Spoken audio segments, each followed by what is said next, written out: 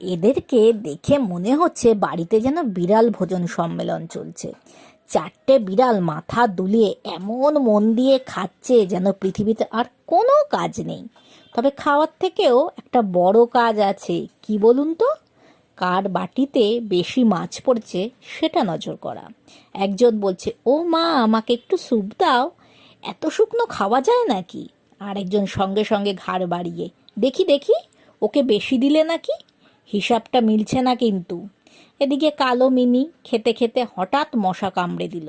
বিরক্ত হয়ে থাবা নেড়ে বলল, এই যা, খাচ্ছি তো, একটু শান্তিতে খেতে দে, দেখছিস না রোগা হয়ে গেছি, রক্তটুকু আর অবশিষ্ট নেই।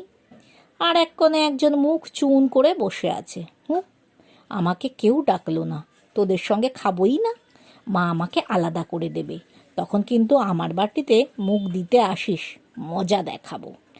মানুষের সংসারে যেসব অভিমান, হিংসে, হিসেব আর খাবার নিয়ে টানাটানি, মিনিদের সভাতেও তার একটুকু কমতি নেই। শুধু একটা জিনিস আলাদা, 5 মিনিট পরেই সব অভিমান বলে আবার একে অপরের বাটিতে মুখ গুলিয়ে দেবে।